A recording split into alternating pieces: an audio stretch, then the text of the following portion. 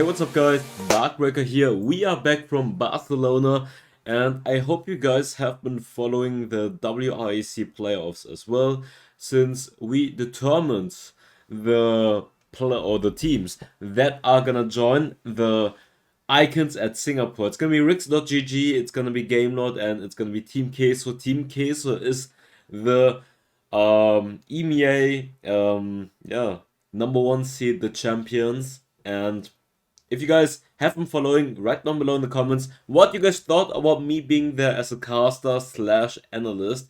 And anyways, we are gonna cover the patch 3.2 patch notes right now. And there is so much content coming out, and if you guys don't want to miss out all the new videos that are gonna come for patch 3.2, then definitely make sure to subscribe and leave a like. By the way, I'm a little bit sick, so if you guys are noticing something with my voice, then sorry for that one. But we have new champions coming up, we have new runes, item changes, dragon and herald changes, and a lot of other stuff. So definitely stay tuned and let's hop right into it. And let me introduce you to today's sponsor. It's gonna be wildstats.gg. This website is amazing at tracking your performance and tracking the performance of other players, so you can stay up to date with the current meta and know what's hot or not. So for example, like here, you guys can see the leaderboard. You can see, okay, this guy is the rank 1 player, and it's loading because my connection is bad, but hey, you can check what champions he's playing the most. And if they have the matches activated, you can also check the match history, which is amazing to see what champions they like to go for.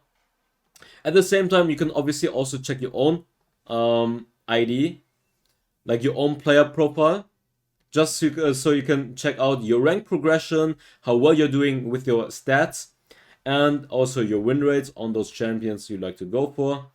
And then what's amazing is obviously the champion tool. Champion tool right here, you can see what champions are the most popular and how often they're picked, the pick rate, the KDA, and the win rate. And then you can determine ranked duo, and which rank. I'm Master Plus. Let's see the last 30 days, what's the hot pick right now. Asriel, pick rate, super popular, but look at the win rate. What's the best win rate? Nami is doing really good. Karma 55%, insane. That's for all lanes. I'm a solo laner and jungler, so let me check. Darius, 21% pick rate, but let me check the win rate of the best champion. Actually, Pantheon, 53%, right here. But yeah, Wildstats gives you so many informations that you guys need to know if you guys want to stay up to date with the current meta. Link down below in the comments. Definitely check them out. They are amazing and they are sponsoring me once again. Thank you for that one. And let's hop right into the video. So don't blink, patch 3.2 is here. Ekko, along with his time altering gizmos, are clocking and making their debut in wildrift. With this help, you will be able to freeze time on your opponents and blink back to a more favorable timeline when you need a do-over. The elemental dragons will also be returning in a limited game mode. We know that having one of your teammates swipe up and out of your games is one of the most frustrating experiences that you can face. So this patch, we are introducing Remake and rank AFK loss mitigation to help combat when these incidents occur during your games. We have also made some adjustments to ranked fortitude to help you out during your climb. Guild vs Guild Season 3 and a new Wild Pass is here. By the way, I probably do timestamps because there are we have 24 pages, so that's gonna be a lot. So if you guys want to skip through, then do that, but at the same time, I'm always gonna try to explain stuff like balance changes, item changes, rune changes. So if you guys want to listen to my explanation and to my reaction, then definitely watch the entire video. One of the most anticipated gameplay additions has been new runes, and this patch we are delivering. We have 2 new keystones and 6 new minor runes that will give you some new options for your loadouts and more decisions on how you will play out your games. Along with the new wounds, we are also introducing control wards. This can be big.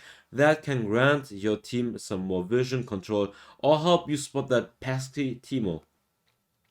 And last but not least, we also have balance changes to some champions and items that we have been keeping a close eye on, and we are giving Ixtali Sieger a rework. That's all from us for now, but make sure to check out our latest patch preview to see what's still to come in our future patches during our time and tide update. We will see you back here for 3.2a. Content will be released throughout the patch. I'm not gonna do a reaction because it's way too late anyways, and I was in Barcelona. So, new features, Elemental Rift. We are letting the Elemental Dragons fly into a limited game mode once again. This time, we are testing a new version that will look different from the other iterations you saw during our 3.1 patch cycle. The biggest change you will notice is that rather than obtaining Dragon Soul, each Elemental Dragon's elemental effect will stack, which can put you head and shoulders above your opponents. Once you slay your second dragon, each following dragon kill will increase the power of the dragon buffs by 1.5 to 2 times. We have also made a few other adjustments. The terrain will change after the first dragon is slain. Individual elemental dragons will still grant their elemental effects. Inferno Dragon 4% adaptive attack damage or ability power. Ocean Dragon 3% missing health every 5 seconds. Mountain Dragon grants 6% armor and magic resistance. Instead of Dragon Soul, after your team slays its second dragon, the elemental effects can stack. This will increase the power of each individual dragon buff by 1.5 to 2 times. For example, Inferno Dragon 4, 6, 8%. Oh, this is actually huge. So you can't even ignore the dragons anymore. Like sometimes you will trade the Rift Herald for the dragon, but each dragon is gonna boost up the current dragon buff they already have. Oh, yeah. That's gonna be interesting. This is gonna be an interesting change. But Elemental Rift are not coming out yet for ranked mode. It's just for the custom mode. Elder Dragon will spawn at 20 minutes with a 4-minute respawn timer. With this version of Legos Live, we will have a dev from one of the designers on May 16 talk about it. Okay. Guild vs Guild Season 3. It's time to shuffle down to Shurima for Guild vs Guild Season 3. Grab your guildies and make sure you don't blink or you might just miss out on some of the new rivalries, sceneries and rewards waiting for you to explore and earn. Along with the new season, we have also made a few updates. Your lobby banner will now upgrade as you progress on your GVG reward track. I think most people don't care about Guild vs Guild. Oh, yeah. Rewards will be given for every single armed member with no limit or ratio restrictions. Yay! We have added in some new missions. I just want to go to the juicy stuff, and I honestly don't care about that one. I feel like most people are gonna skip this one anyways. Starting the season, we are getting rid of sabotaging. We have disabled champion abilities. Dialogue will now only trigger 3 times a week. Hey. Okay, now this is interesting. Lever mitigation. We know just how frustrating it can be to have someone swipe up and out of your game, leaving you and your teammates at a huge disadvantage. To help with this, we are giving you the option to remake your games. Remake. When a player is AFK at the start of a game, you will have the opportunity to vote to remake the match. If the vote is successful, the game will end with neither team receiving a win or a loss, and all consumables will be refunded. It will be like it never even happened. However, the player who was AFK will receive a loss. If you are in a premade that involves a player who are masters and above, the premade members will also be given losses to prevent abuse. I like that. To start, Remake will only be available in normal PvP games to ensure it's working as intended. Then we will enable it in all game modes. Oh, there's a test phase. A teammate disconnecting midway through a game is equally frustrating and overall just sucks. To help combat with this, we'll also be rolling out lever mitigations for losses. This is pretty nice. Ranked AFK loss mitigations. Any players who leave in ranked will now be penalized more harshly on their claim. Below Diamond, you will have more ranked fortitude deducted based on how long you were AFK during the match. Diamond and above, you will have more VP deducted. That's what I like to see. If you're AFK, minus 20, minus 30. Based on how long you were AFK during the match. On the other hand, if the rest of the team will receive more ranked fortitude or lose less VP. Below Diamond, you will receive 20 or 50% of the ranked fortitude needed to prevent a loss based on how long your teammate was AFK for. This will also be added to any other ranked fortitude you will gain for the match. Diamond and above, you will get back 20 or 50% of the... So let's for example say you're playing a 20-minute game and it's 4 versus 5. So you probably get the 50%. So instead of losing minus 10, you would lose only minus 5. I like that change. Based on how long your teammate was AFK for. Ranked. We are also making a few adjustments to ranked fortitude this patch to help improve your experience while climbing through the ranks. Performing well in a ranked match but still losing can be a frustrating experience. So, we are adding in loss mitigations for when those games happen. You'll be given a small amount of extra ranked fortitude when you perform excellently in a game that you still lost. So if you... Oh, that's just nice. Wait, I don't know how they're doing it for high elo though. Because in high elo you're not getting ranked fortitude.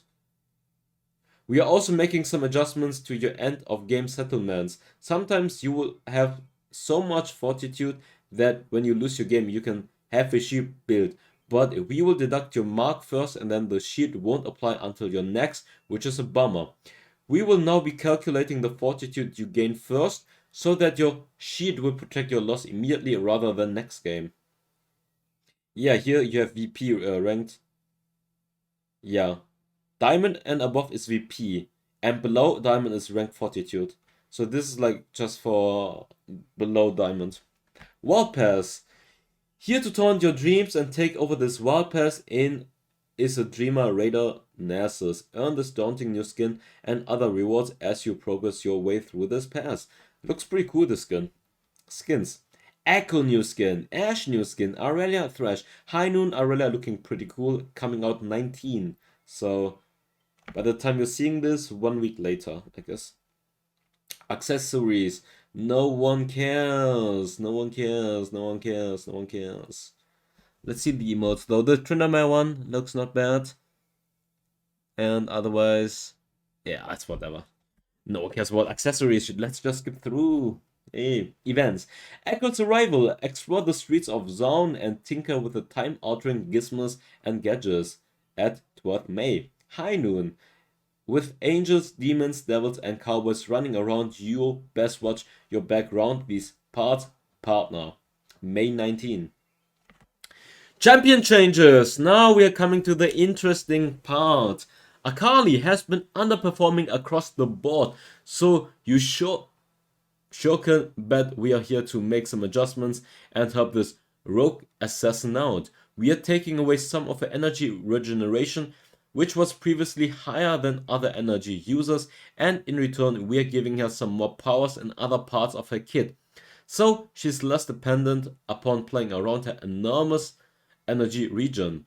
We are also looking to cut down on some of the other frustrating gameplay her foes face by putting more of Akali's ultimate damage into her first dash. This should reduce the amount of times Akali can execute her enemies primarily with the second dash of her ultimate after hitting another target with the first. So base stats. Energy regeneration per 5 seconds from 75 to 50. So that's a regeneration nerf on Akali. But the first ability, base damage, is getting increased by 5 at each rank. And the cost of energy is getting reduced by 10 at each rank. How much energy do you have, level 1? 200. I mean, you have 3 first abilities at max rank now. Without regeneration. And before, at level 1, you can only use your first ability once. And then you don't have energy. But if you're... I think 200 is max energy, right? So At 70 energy, you won't be able to use 3 first abilities in a row, but with the changes, you will be able to. But at the same time, they're reducing the energy regeneration. I mean, in the end, you can spam your abilities more early or within a short time frame, but overall, I mean, it costs only 10 less, but you get 25 less regeneration over 5 seconds.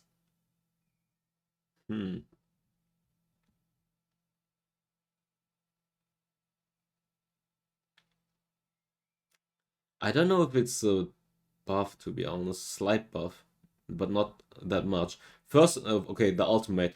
First cast damage. Damage reduced. No, damage reduced in the early game by 5, but buffed in the late game 50 at second rank and 105. And this is actually a lot. 320 base damage on the first cast. And on the second cast, they're nerfing the base damage and the scaling. But not that much, honestly. In the late game, just 10%. Minus 5 base and minus 10% scaling. I mean, that's actually a decent amount. I don't know if I consider this actually a buff. It's not like a big buff. It's just an adjustment, like a change. Because the cost of energy on the first ability is only getting reduced by 10, but they're nerfing the energy regeneration over 5 seconds. So every second you're getting 5 less energy than before. So after 2 seconds, you would get the 10 energy anyways that you're now getting buffed by the cost of energy. I guess for the quick combo it's better because you can spam 3 first abilities immediately, which you couldn't do before. I guess that's the reasoning. Okay, next ones can be Ahri. Ahri compared to her fellow mid laners, you could say that Ahri is starting to look a little scary. So we are cutting away at some of the free durability she gains. This will expose Ahri to more risk when she goes in for those plays. HP per level is getting reduced by 10. Okay, makes her a little bit more squishy. Blitzcrank, after our recent upgrade to Overdrive, Blitzcrank has been performing as well as we would hoped. We have also noticed that Blitzcrank players feel like their attacks aren't as snappy due to the loss of attack speed on overtime itself. So we are giving him some extra mana and more knockups to work with. Mana regeneration increase, mana regeneration per level increase, and attack speed per level increase. Blitzcrank jungle, hey, here we go. No, I'm just memeing. But honestly, I could see people use it. And third ability cooldown is getting... Whoa! 5 seconds in the late game. That's actually pretty low cooldown. So you can knock people off, up so much more often. There's a decent buff on Blitzcrank. This is gonna make him definitely better. But people need to learn how to aim the hooks correctly, first of all. That's a fact. A lot of Blitzcrank players are really bad. It's bad, man. Gallo's Shield of Durant has been reaching full strength too quickly for how powerful of an effect it is. To give his opponent some more room for counterplay, we are increasing the charge time to access the full power of his spell, while also giving it some more damage in return. Taunt duration is still unaffected, but charge duration needed for the effective range and taunt duration to reach maximum 0.75 to 1.25. So you need to charge longer to get the maximum taunt duration effect. So the quick flash combo that you could do before that would taunt them forever doesn't work as well anymore. Effect range is also getting nerfed. Oh. Yeah, nerfed a little bit if you're not charging long enough. And damage is getting buffed. Or they're making AP Galio much better actually. Like the base damage is getting increased and they're also increasing the AP scaling. Yeah, mid Galio seems to be better now.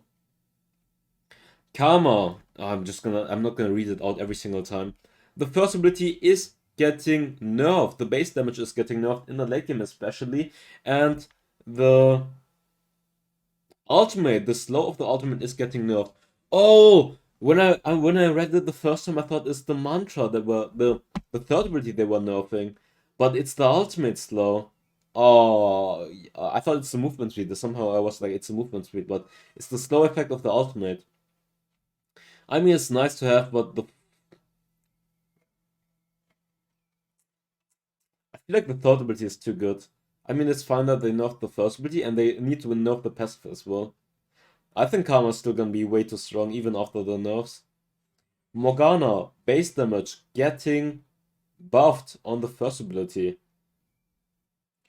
And on the second ability, they're nerfing the base damage, but they are buffing the damage onto monsters while reducing the mana. No, they're increasing the mana cost, never mind.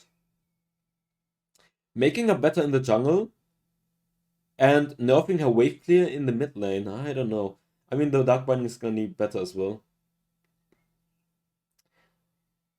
I mean, it's gonna make Morgana jungle better, but the wave clear that you need in Morgana mid lane is gonna be weaker. Not a fan of it. Rengar is getting nerfed. Base attack damage getting reduced by 6. This is actually big. It's gonna make his jungle clear much worse. Or not, I mean, pretty much worse. Seraphine first ability is getting nerfed. Scaling wise. Oh, okay. They're making her early game stronger, but nerfing her late game for both the first ability and the third ability. I mean, there's a reason. There's a lot of people start spamming Seraphine right now, especially in the support role.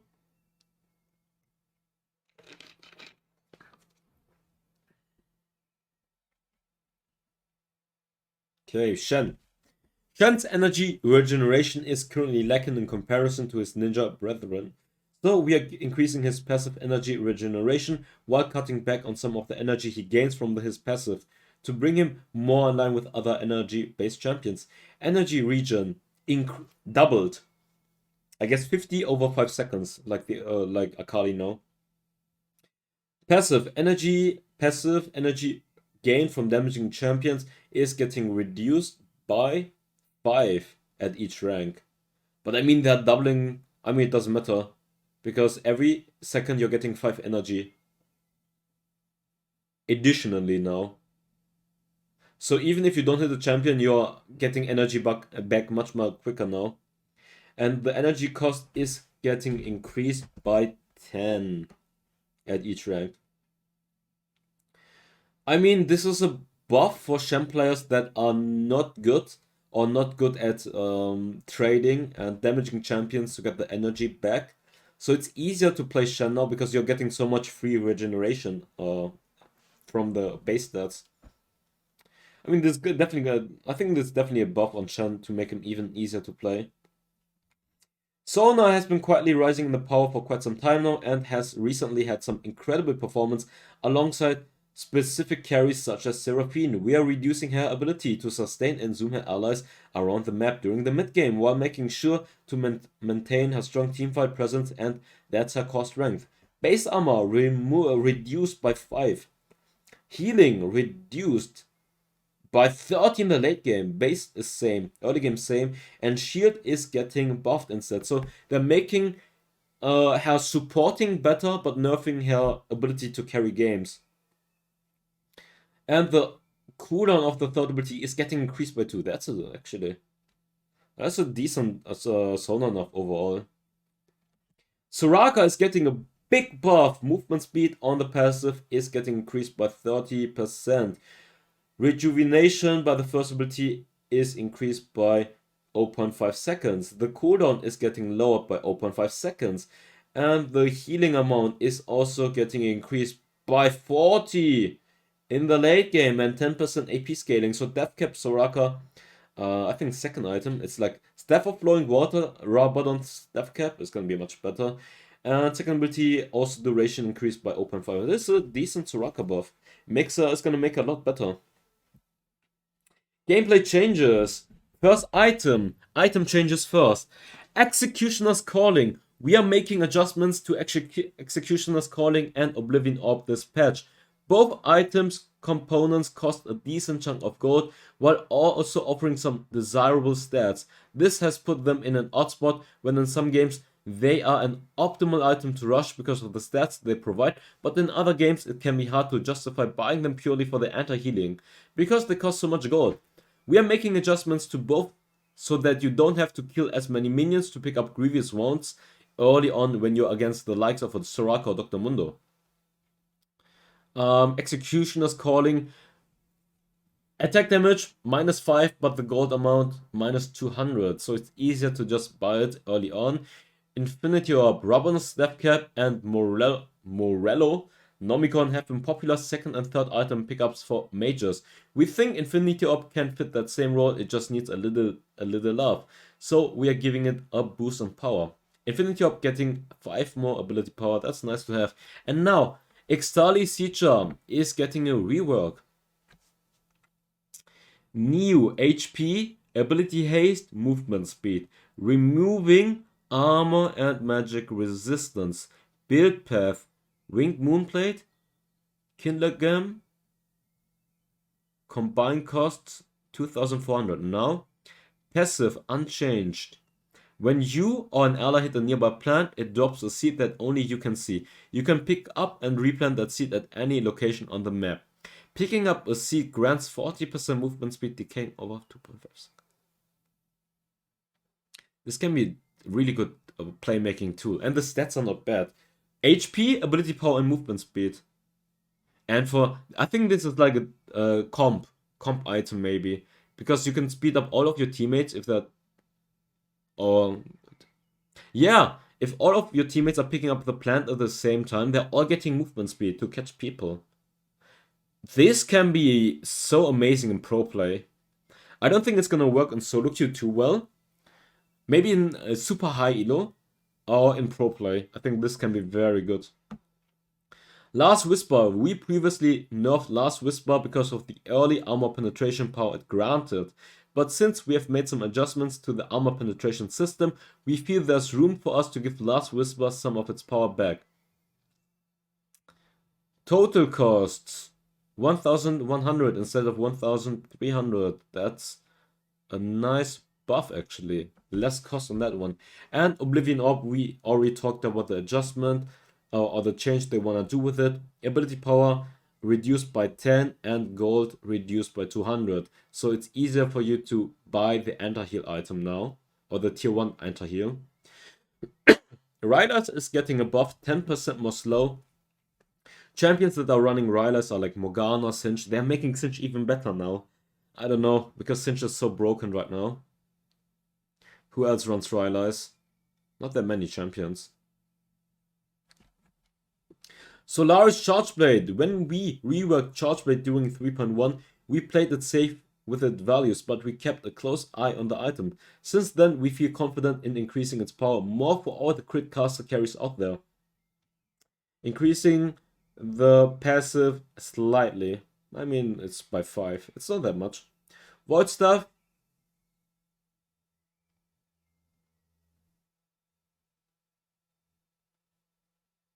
They're making it better in the late game, increasing the cost and increasing the magic penetration at the same time.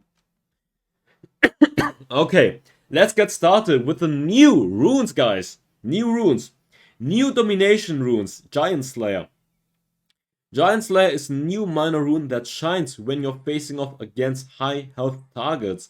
When a Wild Dr. Mundo appears, consider picking up Giant Slayer to show him a thing or two. Deal bonus damage based on the enemy champion bonus health, up to 10% bonus damage when the enemy champion has 1000 bonus HP. I mean, this is a rune that you probably use in the Baron lane sometimes if you are against tanky champions, so it's in the upper row. That's the domination path. Scorch. Scorch is an early game option for caster champions that want to press the advantage in the laning phase. When you are looking to dominate your lane with spells and burn your foes, Scorch is the rune for you. Dealing ability damage to a champion deals an additional 20 to 35 magic damage after 1 second. 10 seconds cooldown. This is very good for champions. that want to zone and harass in the early game, especially for mid laners like they said for casters. So every time you hit a champion, they will receive extra damage, and it's a 10-second cooldown only. This seems very good for poking champions. Very, very good for poking champions. Every time you poke, you will do additional damage. And so you have to decide, this is like the upper row, like Brutal, then you have Vampirism, you have Champion. I think this is very good for like champions like Orianna, Ziggs, like poking champions, or maybe a Zed that is poking, or Yasuo as well. Like, a lot of mid lane champions will benefit from this one. Especially if you can poke every 10 seconds. New Inspiration, that's the second row from the minor runes. Demolish. Demolish is our latest addition in taking... Is it the... Wait. Resolve.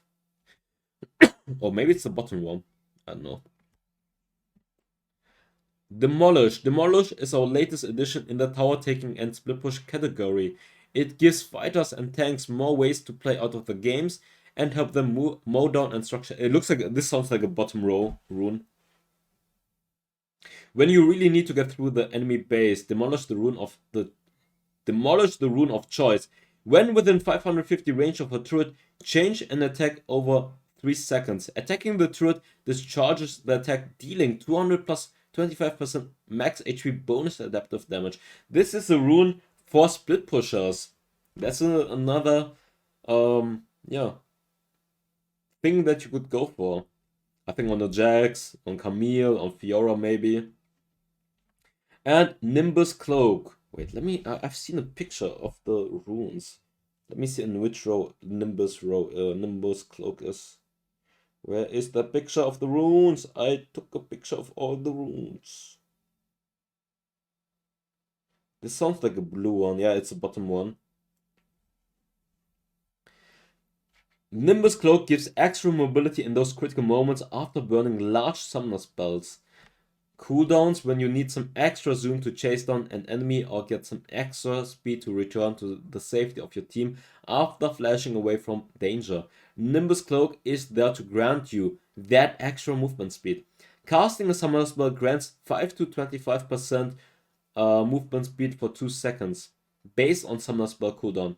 So if you're using Flash, you probably get 25%. If you're using Smite, you get a 5% movement speed buff. I honestly think this is pretty good for junglers as well. I think this is pretty good for junglers, even if you only get 5%. You can slow them down with a slow or with a blue smite and also get movement speed. It's not bad. New Keystones! Lethal Tempo, guys! This rune is gonna be so nice for a lot of champions. And a replacement for Conqueror. Conqueror has been conquering the other runes for a while now. So we are happy to introduce a new keystone for attack-based champions that can compete. We wanted to bring a Lethal Tempo into wildrift because of how broadly appealing it is and how it can open up new build paths that focus on other stats besides attack speed. When attacking enemy champions, gain a stack of attack speed. For melee champions, these grants 6 to 12% based on level. Attack speed per stack. For ranged champions, these grants 3 to 9% attack speed per stack. And if you have 6 stacks, you will get additional 30% bonus attack speed. So you can get whoa. You get like 102% attack speed from Lethal Tempo. Am I correct? If you're melee champion, because you get 12% times 6 and then additional 30%. That's so much attack speed. This could be pretty good on the Jax as well. On the Jax. On Tryndamere. On Aurelia maybe even. And obviously on ADCs. Like Vayne can be pretty good. Getting so much attack speed. And a lot of other maybe Jinx, like champions that rely on so much attack speed.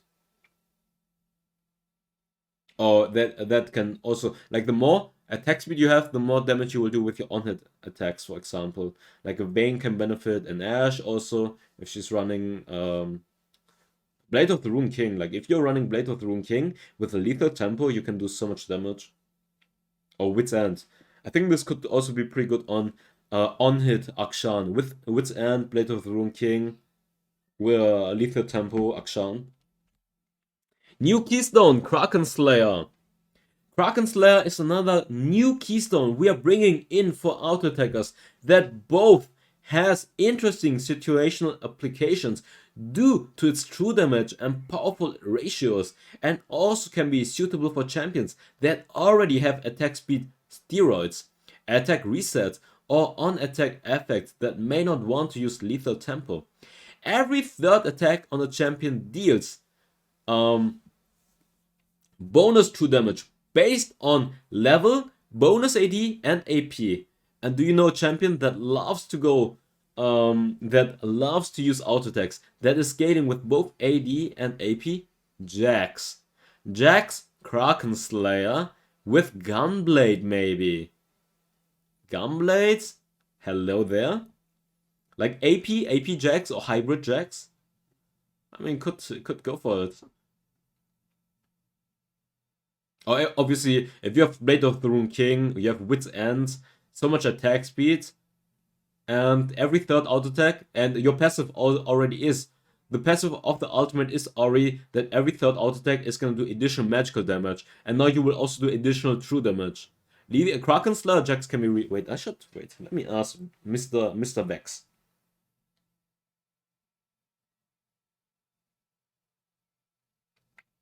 Bup.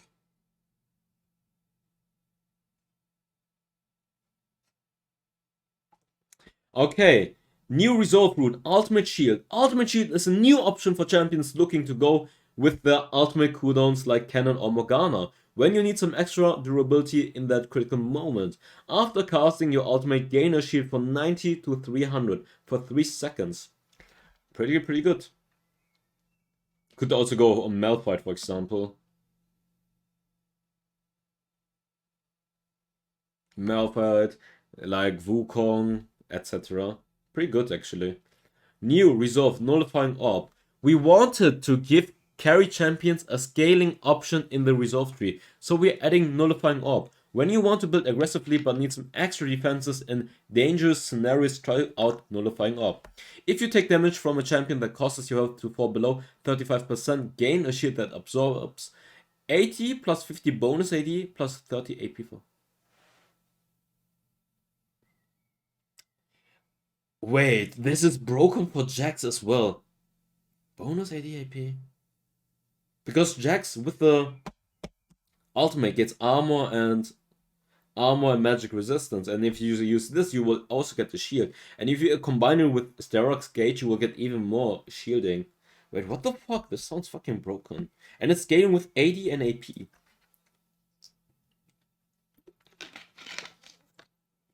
Who wants to see Kraken Slayer Jax with Gunblade, by the way, and Nullifying Orb, and Ultimate Shield?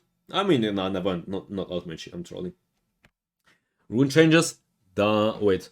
Inspiration, Grass of Undying. We fixed the tooltip, and for Greta, it's just 3 seconds instead of 4 seconds. Mastermind, this is interesting.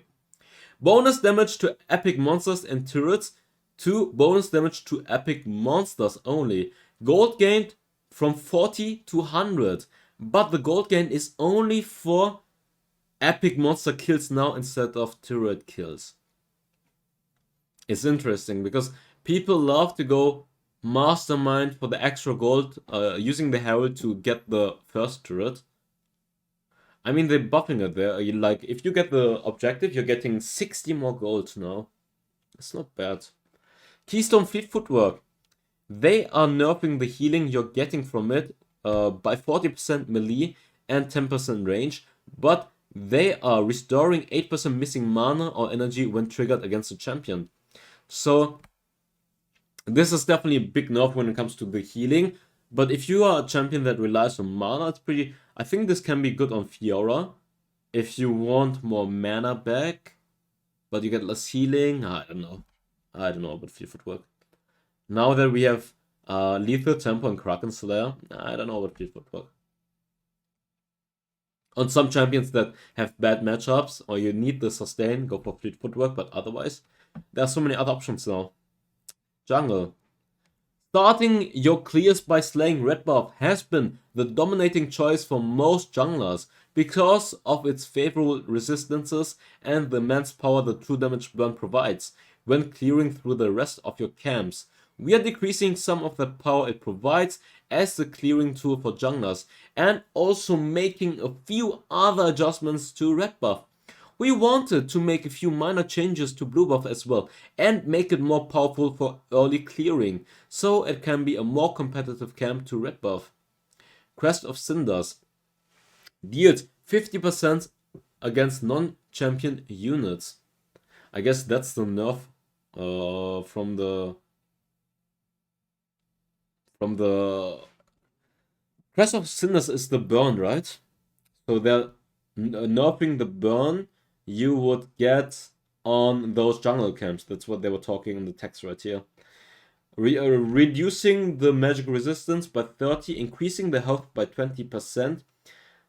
Doesn't that make the jungle clear for AP better, but for physical champions worse in the early game? Because now it has 400 more HP, but they lowered the magic resistance, not the physical resistance.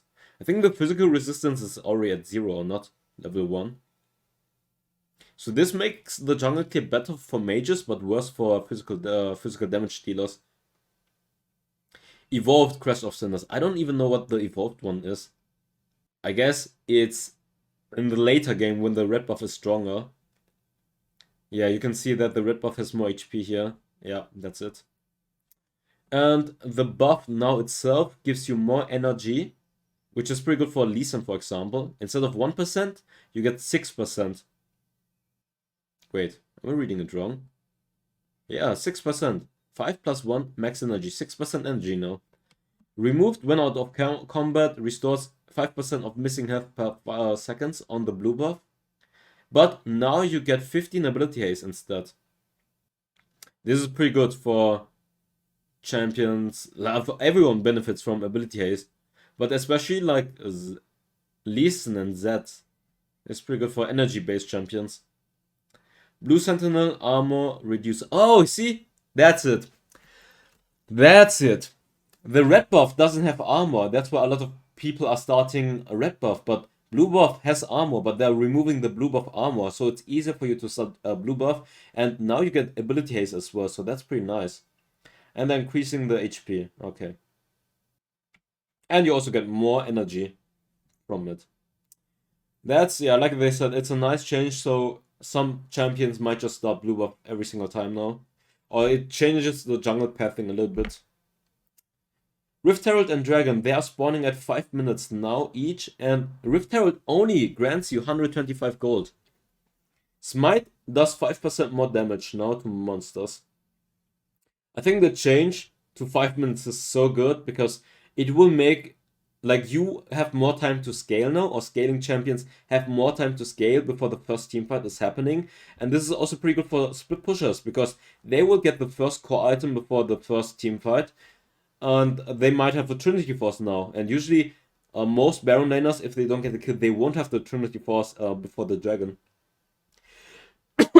So this is a pretty nice change for more scaling champions. Control Ward. We are releasing Control Wards as third trinket options to let players have more options versus camouflage champions like Evelynn or Teemo. Control Wards also offer area vision denial plus long-term vision, but there can only be one control ward on the map per player. And they are harder to defend due to them not being stealthed.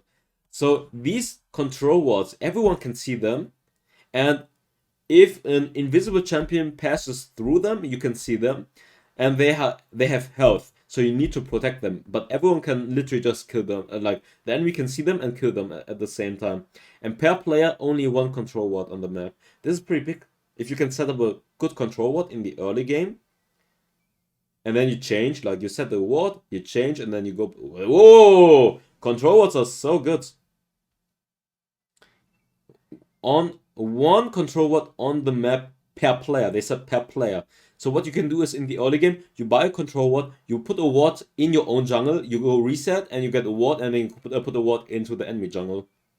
And the likelihood of the enemy clearing your control ward in your own jungle is not that high. This is so good, man.